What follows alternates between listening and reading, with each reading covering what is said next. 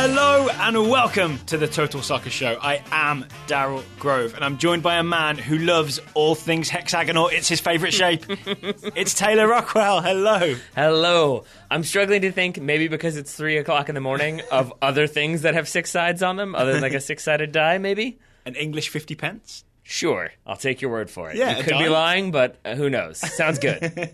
So the US is through to the hexagonal stage of World Cup qualifying. Still thinking of the 6-sided things, still failing. And for those who were confused and have been asking us on Twitter, the hex means the hexagonal, which I don't think it's actually called that, right? Isn't it actually called World Cup qualifying 5th round CONCACAF? Yeah, and something like that, yeah. The hex is the nickname. Right, because there's 6 teams. Because there's 6 teams. That's all it means. 6 teams, 3.5 of them go to the World Cup.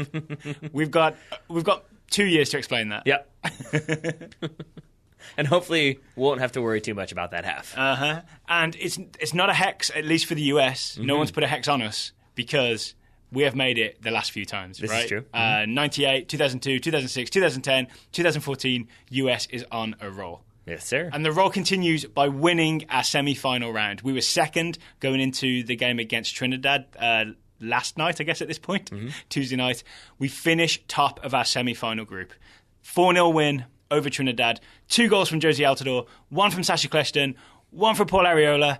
It was a semi-comprehensive performance by the US. Yes, I think so. And I'd say, like, coming out of it, I'm excited, but I'm like, if you said, are you excited? I'd say, like, yes. Like, it's sort of like that. Like, yeah, it's 4-0. It's a 4-0 win against a team that I would say outplayed us the first time we played them away in Port of Spain. And, like, had more shots, had more chances. Played for a 0-0 draw and outplayed us in that sense. Well, had more shots on goal, had more scoring opportunities. I would say dominated the U.S. more so than we thought they would. So to then play that same team and beat them 4-0 is definitely a good thing. My only hesitation is that I think that there were times when we knew the score going into this because we watched it on delay because we were coaching this evening. I think when you hear 4-0, you expect, like, domination, total domination, comprehensive victory. And there were definitely times when I was like, are you sure it's not the other way? Like, it seemed like Trinidad had some decent chances and could have gotten a few goals. Yeah, the most obvious being that big save from Tim Howard where he had to sort of take a few steps forward and throw himself at a ball and block it. And a lot of shots that were just wide. Right? Yeah, that's what stands out in my head. You're right that save was like the big dramatic moment. But he had another one that he had to kind of tip over and then had that look of like, I don't know what else I was going to do with it. It was a good shot. And then a few that were like kind of turn and shot or counter and shoot and just went like 1 and 2 yards wide. It's kind of a complicated game, right? Because there are those moments that are the goals. If you watch the 4 goals, all of them have some sort of flow to them, and it's kind of exciting to watch. But then you don't see all the moments where the US was a little disjointed. You don't see all the moments where Trinidad got between our lines a little too easily. You know what I'm saying? Very easily, yeah. Right. So that's why for me, it's a 4-0 win, and I think US was good value for it, and there are things to be excited about going forward, but it's also not the sort of comprehensive 4-0, everything's golden, we're probably going to win the World Cup type performance. Correct. To get people going. Yep. Shall we start with sort of... I don't want to start with the negative. So let's maybe think about the most positive thing for the US in this game. I'll say it was a player that I don't think either one of us would have been saying a couple weeks ago because he wasn't on the roster. And that's Sacha Kljestan. I mean, he had a very strong cameo when he came on against St. Vincent and the Grenadines. Yeah. And then tonight started and looked really good. I'd say for pretty much across the board, I'd say he was one of the US's most consistent players, if not their most consistent players. Played ahead of Michael Bradley. And I think there was, as you said, disjointed, I think is the word. There was a few times when it was like he was trying to do something and maybe nobody else was trying to do that thing. But outside of that, I think maybe only once or twice do I remember him misplacing a pass. It was a lot of good passing, but a lot of kind of like deceptive passes at the same time and very close passes. This is what I want to ask you about. What is it that Sacha Kljestan brings to a central midfield that maybe we don't have when it's Michael Bradley and Jermaine Jones, or when it's Kyle Beckerman and Michael Bradley, or any combination of those guys? When it's Alejandro Bedoya, for example, there is definitely something different when Sacha Kljestan's in there, and I want us as a podcast to try and put our finger on exactly what it is. Sure, I feel like it's the surgically swiveling neck. That's what I'm going to say. His neck is extra swivelly. Pele has he has an owl neck. Yeah, exactly. Pele has better peripheral vision. Sacha Kljestan has swivel neck because he can play simple. Yes, because he can play simple. He can play direct. But there were just those moments where you'd see him like do the simple touch or do the simple pass and then get it back and then play a 30-yard ball and split 2 defenders. Yes. And it's that type of play where he can mix it up and kind of do it without much preparation. Mm-hmm. He doesn't have to do that, take a touch, pick his head up, then pick his head down and play that ball. It's sort of like he knows where he's going to play it, and he seems to be very good about disguising his passes, but still playing the simple ball at the same time. I think of it as kind of liquid or fluid because he's one of those players where it all looks like one motion. Like you said, it's not, I'm going to put my big foot on top of the ball, I'm going to pick my head up and look around, then I'm going to play the pass. It's more like, it all happens in one motion. But at the same time, that because he's able to do that, he's able to throw a few little bits of disguise in there, right? Like the shoulder drops or his hips swivel a little bit, and you're not quite sure if a pass is going left or right. Yeah, and I think with Kljestan, with Pulisic to some extent, and definitely with Paul Arriola, there's also that like kind of joy more so, and I think maybe Alejandro Bedoya at times in this game. But sometimes you see players score, you see them do good things, and it's just like, Like you don't see that huge celebration. It's a way it looks like guys are excited to play for the US national team, Kljestan, in a way that maybe someone who's been there for a few years isn't. Yeah, it's like excitement, but it's also having fun. And so it's like, I'll play this ball. Yeah, I'll try this pass. Yeah, I'll do this little like back heel flick. Like, and you have to be in the right state of mind to do that. And Kljestan seems like he's in the right state of mind and has the skill set to execute. Yeah, and maybe the best example is his sort of, I genuinely don't know what to call it, and I love naming moves. His role in the first goal, where he does that sort of back heel reverse no-look pass into the path of, I believe, Fabian Johnson. I think if you were to watch it again, this is basically, we watched it a good 30 times. Yeah. And I'm going to say on the final viewing is where I felt like I had the best understanding, and it seemed like it wasn't a back heel. It was the kind of lets it run across, and then it's like he does with the left foot, I believe, and it's like an instep reverse like scoop almost, so it's kind of like just flicked behind him. I just did it, so I'm sure that helped on the podcast.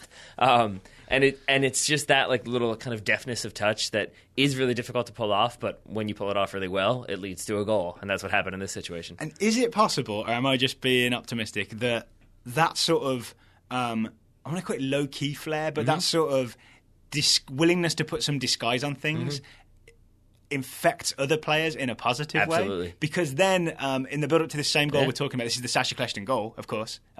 Oh, yeah. I kind of forgot he scored it. Yeah. Well, because again, 3 a.m. Because that weird reverse pass is the most impressive thing in the movie. Yeah, it is. Even more so than the goal, right? Yeah. After he plays that ball, Fabian Johnson also does a reverse pass into the path of the overlapping Christian Pulisic. Yeah. And I just feel like it's like, he did it. It's okay to do that. I'll do it now. That definitely infects a team. Yeah, but I think you just pointed at something out there that is also worth noting, which is that he did this very skillful piece of skill. There you go. And then it would be easy just to stand there and admire that pass. Be like, I did that. Stroke your mustache. And then he gets in the box. Pulisic's cross, I would say, isn't very good. It's a pass kind of to no one. Yeah. He went for the nutmeg, got the nutmeg, but didn't really pick out anybody. Yeah. So that's great. But he did cause panic for the defender that did get to it. Yeah, but again, we've talked about this before. It's like if you make somebody, but then your team gets the ball, but then the other team possesses the ball, it doesn't really matter because you've lost possession. Well, on my notepad, I'm writing down Pulisic assist.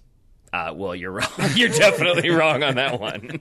Because it's so that ball comes in, it's like kind of outside of the foot cleared to a defender who then tries to clear it and kind of whiffs it. Sacha gets him. But he kind of whiffs it because Kljestan puts him under pressure. And that's what I was getting at originally is like, if you do that back heel, you can stand there and say like, that was great. But that he then has the presence of mind to get in there and do that defensive work as well. It shows you that kind of mental shift that he's capable of doing. It's kind of a deadly poke finish as well. Oh, yeah. It's just like, it doesn't have to be pretty, just get in there. Yeah, but you can still... I forget who it was recently who we saw do this, where he had like 3 bites at the apple and finished the 3rd. And it was just like, it was Drogba. It was Drogba in MLS where it was like, he's going to finish. I think it was maybe the All-Star game. It was like, he's going to finish.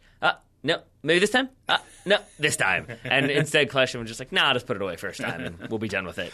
All right, so to maybe a negative, at least in my eyes, the thing I didn't enjoy in this game is that Nagbe did not see the field, right? So is Kljestan somehow having Nagbe's September? Yeah, because I'm sure it was supposed to be Darlington Nagbe was the guy that came into the midfield and added that extra spark of creativity, and somehow it's Sacha Kljestan who wasn't even on the roster to begin with. Yeah. So with that, we haven't seen every practice session, but what do we think has happened? Well, I think number one, if you have Kljestan coming in, this is at least my opinion. If you have Kljestan coming in and isn't like expected to be on the squad and then starts, it means that he's being brought in to do a specific job. So I think it maybe isn't that he's competing with Nagbe for one spot or one role, because then it's a competition. So I feel like Nagbe's not involved in that one as much. So maybe it's more so Klinsmann trying to figure out where he fits and what he wants to use him as. And maybe he's a late impact sub. Maybe he's somebody we bring in to kind of kill off the game and keep possession. Who are we talking about here, Kljestan or Nagbe? Nagbe. Right. Nagbe. Because it just seems like if you're bringing somebody in, I can't imagine there's like you bring Kljestan in as like an afterthought and then it's like, never mind, you've outperformed this guy. Yeah. It just seems like maybe he's looking at them from two different perspectives. And it makes me wonder if maybe there are things that Klinsmann doesn't like in Nagbe's game or the way Nagbe plays that he wants to see improved. My guess, and I think I've said this before, so maybe we don't need to dwell on it, is that he doesn't see as much aggression in Darlington Nagbe as he does in Sacha Kljestan. Maybe, yeah. Or at least as much as he wants in his other players. Yeah, which is just like, but so? I guess is my response to that is like, yeah, that's not really what I expect from him. And like you look at how he does with Portland, where it's like he has Diego Chara who can do that role. Mm-hmm. With the U.S., you could say he has Bradley or Jones or whomever else who can come in and kind of be feisty, and that frees him up to do the smart passing. So I'm sure there are other things, and I wish that's something that we could ask and get a straight answer from, or anyone could ask Klinsmann and get a straight answer. But instead it's going to be, he's got a lot of work to do, and we're always keeping an eye on him, and he's always doing good things, and we'll see what happens. All right, so we've talked about the first goal scorer, Sacha Kljestan. We assume now that he is going to be part of the US going forward. I think Klinsmann's motivational plan to completely leave him out of the team for 2 years and like really winds him up and then get him in the team to sort of it's a good motivational tactic basically to make him angry and make him play. It does make me wonder if there was like a part of him that was like, fine, I'll call this guy. You guys are always talking about Kljestan. You're always talking about Feilhaber. Call this dude. He won't even. Oh, okay. No, he did. He's kind of good now. Gotta play him. Is there any element of Klinsmann weirdly looking bad because he's ignored Kljestan when he's been in form for so long, and because he wasn't on the roster originally? To me, there's an element of you maybe undervalued this guy. Yeah, I think so. But I mean, I think he's there now. Yeah, so that's what you can say. I think you could also say it maybe gives the idea that like, Klinsmann is always watching. He's always aware of everything. Yeah. It's not just he's always watching for potential Americans playing in the Bundesliga, that he's also kind of got that one eye on MLS and is aware of who's performing and who's not. Unless you're sub-troll tweeting like Benny Feilhaber. Exactly. But Benny Feilhaber could score 5 goals a game for the rest of the season. He's not seen a US national team roster. Yeah, no, I don't think so. All right, so we talked about Kljestan. Let's talk about the other goal scorer of the night, or the second goal scorer, Jozy Altidore. Mm-hmm. He scored the second and third goals. He got 2 goals tonight. I believe his legal name is Goals He Always Score. Goals He Always Score. Yes. It is right now. Because he's in one of those patches where the man cannot miss. 6th leading goal scorer in CONCACAF qualifying as of now. Is that right? Number 1 is Carlos Ruiz. 9 goals, Jozy Altidore 6. Crazy. Olex Anderson and Tevin Slater have 5 goals each. Well, they played some early rounds. That's probably what it is. I think they played in some rounds the US didn't even have to set foot in. That's a very good point. Thank you for that, because I was very curious. Against some not good teams. Also probably that. I would imagine. All right, so Jozy to me had an interesting night because he was asked to play deeper. Right. This is the first time we saw that Wood-Altidore partnership tested a bit. Definitely the idea was that Wood stayed a little higher, Altidore came a little deeper, and yet the night ended with Altidore on the score sheet twice. Mm-hmm. And Altidore finishing the 90, right? And Bobby Wood making way for Jordan Morris, who I think maybe complimented Altidore a little bit more. Because then when Morris comes on, Altidore goes up top. Morris is the one dropping deep. Yeah. That seemed to fit what Jozy wanted to do just a bit better. It was kind of nice for Altidore to get a go at both jobs, if you know what I mean. Like he got a go to be the guy who comes a little deeper, and he got a go to be the guy who stays higher. Yeah. But I want to go back to the Wood-Altidore partnership for a second. I'm curious why, because it seems like a lot of people have not been as thrilled by that from this evening's performances as maybe I expected to be. I thought it would work really, really well. Yeah. And I see, in retrospect, like there's definitely some moments where it wasn't working. They didn't quite know when to make runs. Jozy would be 30 yards too far away, or Bobby Wood would be 40 yards too far forward. So why do you think it wasn't working so much? Do you think it's just a situation when you need more experience and playing together more often will help build that relationship? I think if I had to point a finger of blame, it would be at Bobby Wood. And not just because it was Altidore doing the scoring, but because I definitely saw moments when Altidore would come and show for the ball, and Wood would also do the same thing. Yeah. I don't think Wood quite understood his role in the partnership, which to me was to just stay ahead of Altidore and stretch the Trinidad defense a bit. That makes sense, because then I think there were times when he stayed too far forward, and that almost seems like he was like he had gotten screamed at, like, you stay forward, don't drop so much, stay out of his lanes. And then it's like, all right, I'll just stand the last defender, and hopefully it works. But at the same time, I think the first 2 US goals involve Bobby Wood doing a little layoff to Fabian Johnson, right?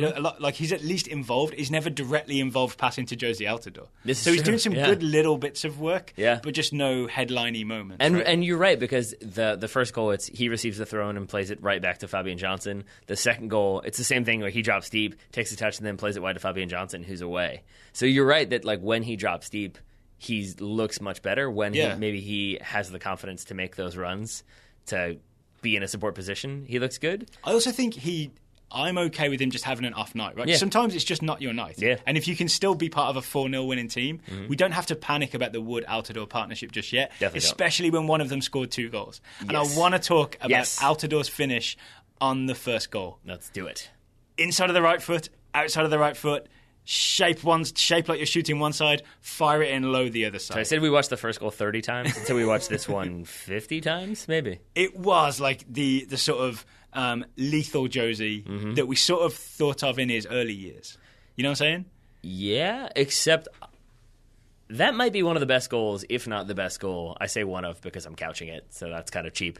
That might be one of the best goals I've ever seen Jozy Altidore score for the U.S. national team. Why so? What was so impressive? Because it wasn't just physicality and pace. It wasn't just like an exceptional finish from distance that he, laced. It's that he read a defender, had a good first touch, had an amazing second touch to create that separation, but then had the presence of mind to recognize that he had created a little bit of space and to pick out where the goalkeeper was and to know the goalkeeper had overcommitted. So then he does that. And to fake him out, right? Yeah, to then plays the kind of reverse shot back across frame where it's like, it was, not saying that they're comparable, but it was like a Leo Messi finish where he picks out a spot and then disguises the shot and then finishes it home into the side netting when the goalkeeper, and then leaves the goalkeeper kind of standing there like, well, that wasn't supposed to happen.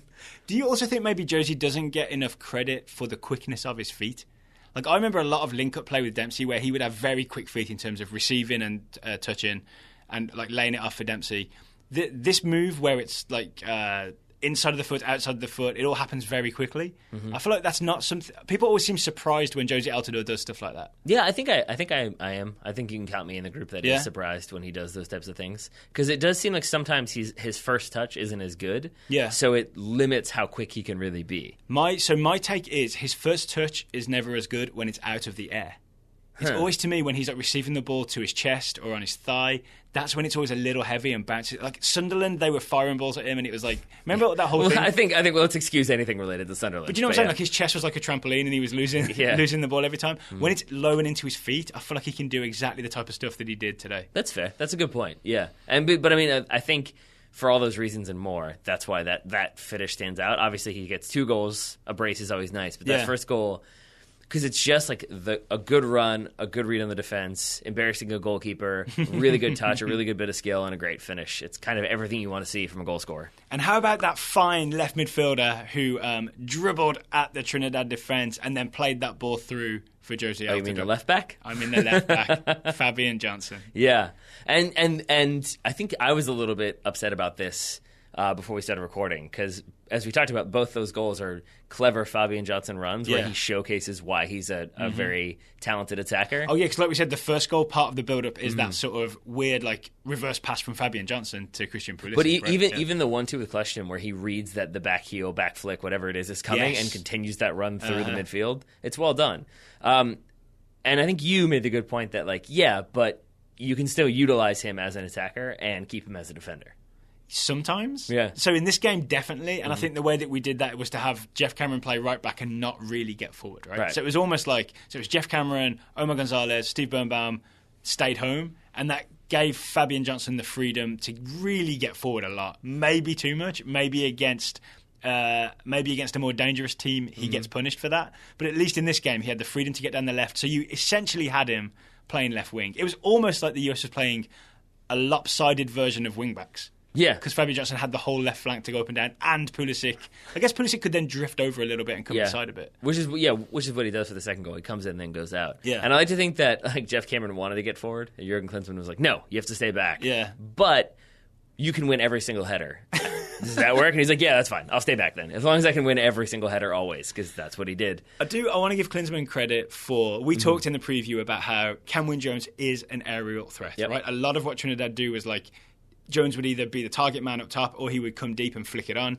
Klinsmann made a smart choice in having two of his two biggest centre-backs, Birnbaum and Gonzalez, start, and then have another big centre... Cameron's like 6'2", right? Or 6'1". He's a big dude. Yeah. Have him at right back. None of those guys are getting beat in the air. Or at least they're going to challenge Ken Wyn-Jones and make life really hard for him. And they did, yeah. We saw a lot of Jones headed wins, but under so much duress that they weren't as useful as I think he's used to them being. Right. Is that fair?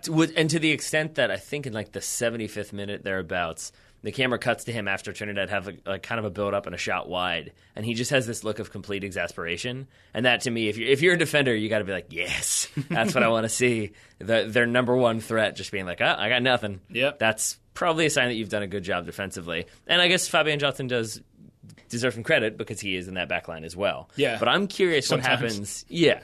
Well, I'm curious what happens going forward and also going forward. like because against stronger opposition, I'm curious. Like, say, Mexico on November 11th? I'm curious, exactly. I'm curious if you want Fabian Johnson forward and like a more consistent, solid left back there. I don't know who that would be, so maybe no. Or if you, and then that means probably removing Christian Pulisic, or if you just trust in those two to figure it out and make it work. So it will be very interesting to see, and I really don't know what I think the U.S. should do. The problem is, and I guess we'll get to talk more about this in the future, DeAndre Yedlin's coming back into this lineup. DeAndre Yedlin's going to play right back, and he's not going to be asked to stay home like Jeff Cameron does. Oh, does he have to? And I know he does, but... I don't think he has to. I think he can be an option. I don't think he has to be like a in-stone starter. But I think, given Klinsmann's sort of track record and his obvious... love for DeAndre Yedlin, that is what's going to happen. Yeah, I can't remember a US starting 11 that he wasn't in for an important game when he was available. You're right.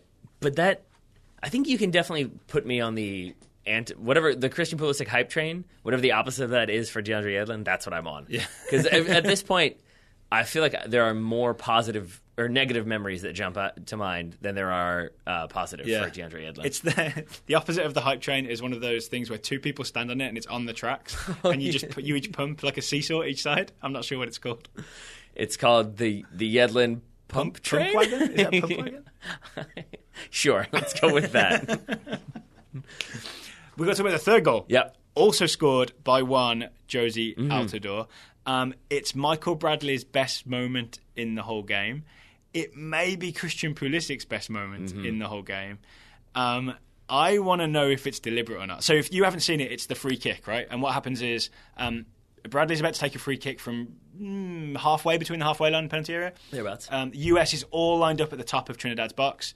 It looks like it's just going to be lifted in and we hope someone gets to it, right? And then Christian Pulisic zips out to the left.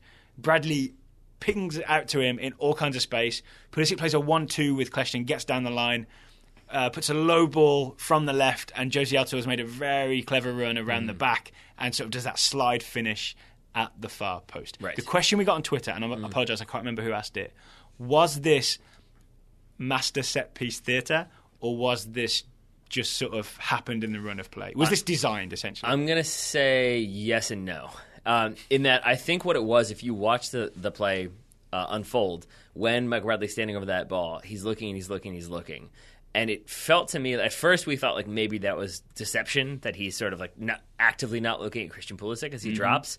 What I wonder now is if that was sort of if nothing is on from a free kick from this distance, you drop wide, that's where we're playing the ball. And Christian Pulisic maybe identifies, nothing is on here, Bradley looks displeased, I'm dropping wide because I know that's what he wants to do. So it's not like we're going to do this and fool everybody. It's like, if there isn't much going on, how about you try this? And if everyone is back and in solid defensive positions, then you drop out, we'll switch the ball, and now they all have to transition over and someone has to come pressure you, and then maybe we have opportunities there. The reason why I would say it's not fully designed is because some of the parts that have to occur seem like they happen by chance as opposed to planning. For example, what happens is ball comes over the top from Bradley. Pulisic receives, hold on to it a little bit. Then he plays that 1-2 with Kljestan, and that's what allows him to be in on goal. But if you watch, Kljestan's run into support isn't necessarily deliberate. It's kind of a slow jog it's over like a into let's a support. see what's happening over here. Exactly. Right? Yeah. It's an investigatory run as opposed to a pre-planned run. Yes. And if that's a pre-planned run, it might be a little more disguised, but it's definitely deliberate. Yeah. Not so much like, I'm going to meander over, and now he's in a position to pass. Yeah. You know? So I'd say that's where it's maybe less so a design set piece. But that's not necessarily a bad thing, right? No, because not what at this all. means is, if it's not a design set piece, it's several players showing some really quick thinking and innovating on the fly. Yep. You know what I mean? Like, it's an ad hoc, great bit of movement and play and interchange. And maybe that's even more exciting. Yeah. I mean, Right? I think it's problem solving. Because it's not just everybody executed their role and scored a goal. It's everybody executed their role based on what everybody else was doing. It's improv versus scripted comedy. Put it that way. And I mean, that's what it is. It's a really good 1-2 between Pulisic and Kljestan. Yeah. And then it's a really smart run from Jozy Altidore. I think you spotted this when we watched the replay 1,000 times. Kljestan it's still got that little bit of, he might cross it when he receives it, and he's shaped a little bit like he might go that way. Instead, he plays it down the line for Pulisic. Yep. And then Jozy Altidore's run to the back post. It looks really simple when you watch it live. Go back and watch it a couple times, and you'll see him adjust his run, create a little bit of separation, and then stay in that space. Yeah. But drift out to that far post and not get sucked into the middle. Because I think a lot of times players would think like, it's going to be in there, it's going to be a scrum, I got to be in the box and make something happen inside the 6-yard box. And to have kind of the presence of mind to think maybe this is coming back across the goal. He's crossed it a few times with laser pace. So maybe I get back there and we'll see what happens. Pulisic was very consistent in sort of, hitting a ball, like you said, with laser pace, low and hard across the 6-yard box, like the corridor of uncertainty type ball. But it wasn't always successful. Matt Doyle, in his column for MLS Soccer, had the graph. It's a lot of red passes for unsuccessful and one bluey for assist. one bluey. But at least it's like, I always love this. I think I talked about this with Allardyce with England. It's the same with Klinsmann with the US. I do love when there's a thing that it's clearly, okay, we're trying this. And so everyone knows what it's going to be. Yep. You know what I mean? And I think Pulisic, either his instructions or his inclination is fire it in low from sort of around the 6-yard box. Or at least from the touchline, you know? Yeah. But Pulisic really does remind me of like the character in the movie who comes in and like rights the sinking ship and fixes. He's Whoopi Goldberg in Sister Act. When it's like things aren't seeming that good, he comes in and enlivens everybody and keeps it going. Because just little things like at one point he gets dispossessed. I think it was in the first half. Yes. And it's kind of a bad touch from him. And then it's a immediate 20-yard covering sprint to win the ball back and then play it simple and pass it forward. I think not even just drop it back, but turn and play it forward. Like moments like that, moments like what we just talked about with that 1-2, with the presence of mind later on in the game when he gets the ball and just drives. Like he's clearly tired. He was clearly tired about the 70th minute, but finishes the game and finishes the game strongly. I feel like he's that kind of breath of fresh air that the U.S. needs to keep the ball moving and to keep results going the right way. All right, then, we've come to the part of the show where we talk about Christian Pulisic. And we talk about, does this performance against a proper CONCACAF team, with all due respect to everyone else we've played, Trinidad and Tobago are like, they're in the hex, they're a proper CONCACAF team, a successful start and performance, does this now mean that he is a starter for the US men's national team? If we're okay with Fabian Johnson being a left back, yes. That's my answer. Okay. Is there any reason why not? Yeah, I mean, he's 17. But that seems like the only argument, right? If he was 26 and he'd had these performances, we'd all be saying he must start now, right? Yes. Yeah? But there's the, if wishes and wants were blah, blah, blah, blah, blah, then every day would be Ontadonk Day, if you want to go with the Dwight quote. I have no idea what you're talking about. I'm just saying, theoretically, if this and that, yeah. But I'm just saying, if he were 26, well, he's not. Yeah. And so you have players who've been there before, who've been in World Cup qualifying campaigns, who've played away, who are Graham Zusi, who are Giassi Zardes. You know what I mean? You have those guys who've been there who we know you're going to trust. And so in a game away to Costa Rica, do you start Christian Pulisic, who hasn't been there before? Right. I'm inclined to say yes, but I don't know if Jurgen Klinsmann will agree. There's also, I think part of saying he's 17, there is a thing with 17-year-old players. If you've ever watched the Total Social Scout Network, we've watched some players over an expended run of time. And I've also seen some teenagers come into teams, play really well, and then kind of drop off, right? I think right now we're watching Christian Pulisic and assuming he'll always be at this sort of level, there may be some wavering in his form because it's natural for a teenager to have that happen. Yes. Yeah, it could be a little injury, like a little ankle injury that maybe takes him a while to come back from. All those kinds of things, right? Which may be a reason then, because he's 17, to not risk him and maybe take him out for a little bit. Christian Pulisic is so young that he has not yet had a worst game ever for the U.S. national team. Right. That's yes. That's a fair point by you, and he will. That's and it's an inevitability. It's the way soccer goes, but. And so like, there's going to be these moments where it's going to be like, ooh, that's not what you're supposed to do. I remember when Jozy was a teenager and everyone was super excited. And I remember when people were sick of Jozy Altidore. And now I remember when Jozy is 26 and scored 2 goals in one night. Every national team, this happens, right? And there's never been a player that from start to finish, everyone's been like, yeah, get this guy in the team. He's going to be great. And then he's great all the way through. Yep. Argentina fans have been frustrated with Leo Messi at certain points, if that puts anything in perspective. Yep. That should put everything in perspective. Yep, I'm running through the list. Yeah, there hasn't been one. Right? Yeah, I think for one reason or another, you've been frustrated by somebody at some point. Speaking of, Michael Bradley. Yeah. So it's telling to me that you said that his highlight was that free kick that he kicked. Yeah. Because he played the whole game. He did play the whole game, and he played where we wanted Klinsmann to play him, in the number 6 role, defensive midfield, where he could spray passes around, right? But if there's any major downside to this game, it is the defensive performance of Michael Bradley in defensive midfield. And here's what I'm going to say, Daryl, is that, you're English. You've read Inverted the Pyramid a couple times. I'm going to say you're the one that knows these things, and you tricked me into believing that Michael Bradley should play defensive midfield. So clearly this is your fault. Well, here's the thing. I still believe that he should. Yeah. This is the more interesting argument. Does Michael Bradley believe that he should? I'm not sure. Well, let's just explain what we saw that we were a little concerned about. Sure.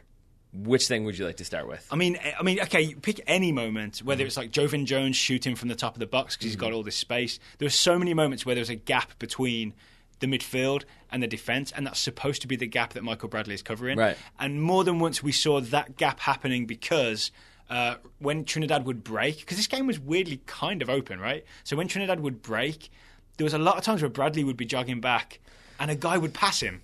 That's it. And I know nonplussed doesn't mean what I think nonplussed means, but I'm going to use that word anyway because I can't think of another one. But it's just he looked like he didn't really care that much, right? Yeah. He looked like he wasn't too bothered. And I don't mean just like, oh, I'm too big for this.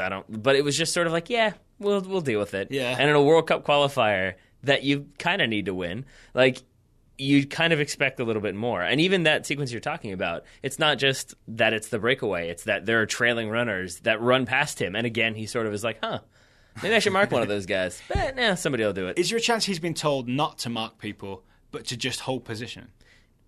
Yes. Yeah, I think there's definitely times when he is so focused on staying central and ball watching that Michael Bradley is a very good player. We know that he's not just going to be so consistently ball watching. We've talked about this before with other players where if they're doing something that seems like a bad habit so consistently in a game that you don't know why they're doing it, then in my mind that means they've been told to do that thing. Right. And he was so consistently staying central, not really marking anybody, and not really worrying about closing people down and doing that Jermaine Jones work that it does make me wonder if Jurgen Klinsmann basically was block the middle, don't let people through, and keep your shape and force them out wide. And it's worth adding this caveat. I think over the span of time, if you listen to every US review we've ever done, we are in the Michael Bradley fan club. I don't think we've ever been part of that group that is Bradley's got to go, right? No. I think he's key to the US. I think we were very adamant about defending him in that Portugal game when we heard so many people say Bradley lost the ball and that's why they scored. It's because he'd sprinted 25 yards to get to that ball. And had no support, yes. Yeah. Okay, so just that, I just want to get that caveat in there. But in this game, we saw him lose many, many, many physical battles. Right. And to me, that was the worrying but thing. That's actually, I didn't mean for that to happen, but that Portugal game, that play that people talk about, it is him sprinting 25 yards to try to control a loose ball for fear of it going the other way. And it's him putting in that kind of supreme effort. And in that situation, it didn't quite work out. In this game, it was frequently he didn't put in that effort. It wasn't that same, I'm winning that ball, I'm getting to that ball, I'm shutting this down. It seemed almost like what we saw in the St. Vincent game on Friday, where it was sort of I'm not trying to hurt myself. I'm not going into that challenge so hard. Well, maybe part of it is learning to play this role with a bit more restraint. Yeah. But maybe he's gone too far and restrained himself a little bit too much. That's a good point. Yeah. And even with that bit of defence, though, I still was concerned by things like where Levi Garcia just outran him. Yep. Remember that when Levi Garcia sprints down the right wing after Bradley has given the ball away with a bad pass? Yep. Right? And he's trying to make up for his own mistake, but the guy's just faster than him. Yeah. That happens, right? But again, there was still too many times where it was a battle of strength to get to the ball, and Bradley came off second best many, many times. And that's kind of somehow, rough. sometimes even third best, even though there's only two of them there. Which is really rough in a defensive midfielder. Yeah, but I think what I'm going to choose to believe is what you just said, which is that maybe this is the beginning of a new position for him for the U.S. team in terms of really becoming that defensive midfielder and maybe replacing Kyle Beckerman. And so then maybe it is him being coached, stay home. You might make mistakes. I'm not worried if you don't win these challenges. I'm more worried about you blocking the middle, forcing it out wide because we have that height so we can beat Kimlin Jones in the air, but we don't want them playing through the middle with that quickness and that pace.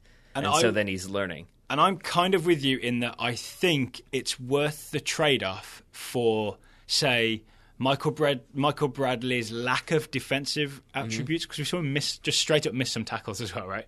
Versus, say, Kyle Beckerman, who has the defensive attributes. It's worth the trade-off to have his passing at the base of midfield, and then you can also add a guy like Kljestan ahead of him. Because otherwise, it's Beckerman holding and Bradley ahead of him, or it's Bradley and Jones, and suddenly you don't have that bit of swagger, that bit of swervy hips, that like moustache in disguise thing that Sacha Kljestan brings.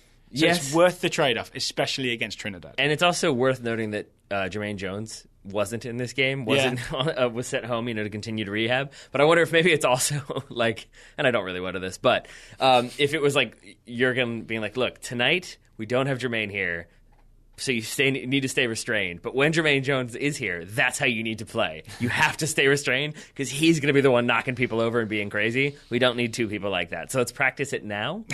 And then when Hurricane Jones comes in, you can be ready for it. I think Hurricanes are named by their first name, right? So it'd be Hurricane Jermaine. Yes. Also, it rhymes, so it's better.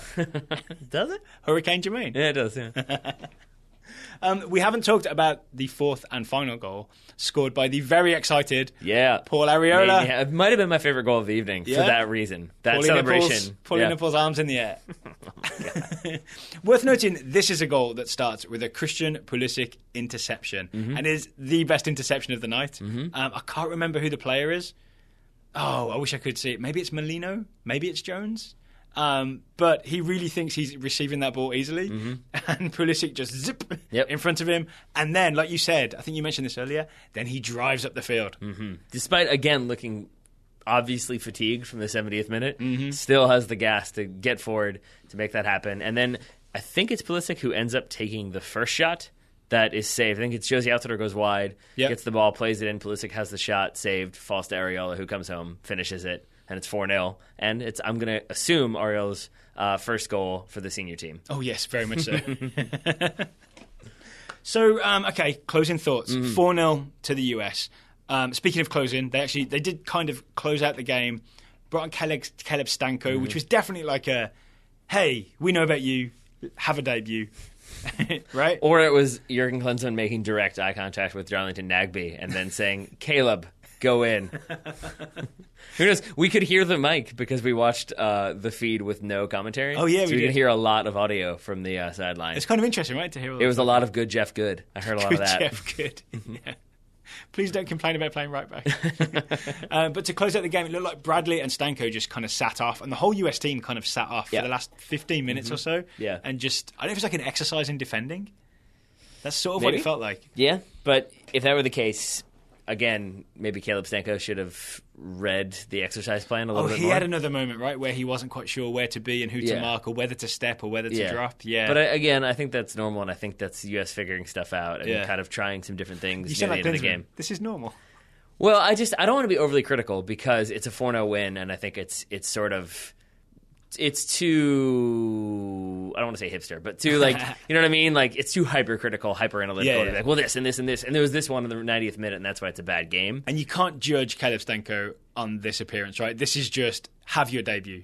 Exactly. Get a cap, be part of the US men's national team. Exactly. Yeah. We're rewarding you for flying all the way from Liechtenstein. Yes. Yeah. All right, so what's next? What's next is a trip to Havana. The next US friendly is away to Cuba. It's like they just won a game show. In October, I know, yeah.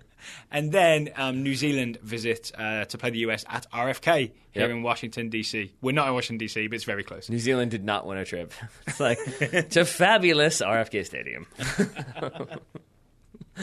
You'll pet the raccoons. Site a future like Legends of the Hidden Temple style game show where it's like crawl over the decaying stadium, avoid the dropping concrete from the ceiling. So that's the next US game, right? That's kind of two friendlies against, I mean, I hate to say it, but like not as competitive opposition. Yeah. So I think we may see a little more experimentation. Mm-hmm. But then in November, the Hex begins. The final round of World Cup qualification begins. The US opens against Mexico at home, I believe in Columbus. It's almost certain at this point, right? Yes. If it hasn't been confirmed already, it's going to be Columbus. So November 11th, USA versus Mexico in Columbus. Yes. Get hyped now. It's the stronghold. It is the stronghold. It has been. Then we're away to Costa Rica. Two really tough games to open the Hex. One thing I want to talk about is this idea that maybe we should have finished second in the group and got a, quote, easier schedule. Yeah. I mean, and I can understand the logic in that, sort of. But if they finish second, that means they've drawn Trinidad or lost to Trinidad, and then everyone's going to be not worth the trade-off, right? Very, very angry. And I also have to believe that you probably can't intentionally throw a game without some sort of ramifications. Also, there's no such thing as an easier schedule when you're playing the same teams. Right?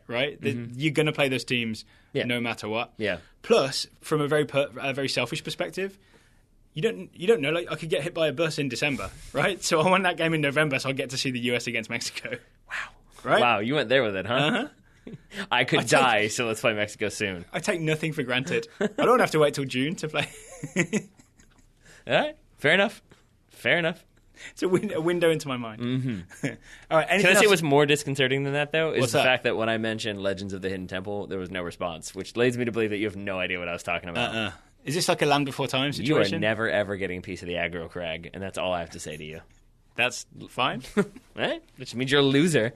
We're going to have to talk about this off air. Unless you have time to explain it now. What is... I think it's Nickelodeon. It was just like a kid's physical challenge game show sort of thing where you'd like solve puzzles and run through obstacle courses. We had that in England. It was called the Crystal Maze. Ours is better. You think? Yes. Because ours is in very close to a wildly addictive drug, yes. I didn't think about that. Yep. All right. So there you go. USA 4, Trinidad 0. If you've got any comments about it, tweet them at us at Total Soccer Show or email us contact@totalsoccershow.com. And was Heisenberg the executive producer of Crystal Maze? Yes. Okay. Just wanted to make sure. It was. Funny hat. All right, on behalf of Taylor and myself, it is goodbye from us, and we will talk to you again on Thursday.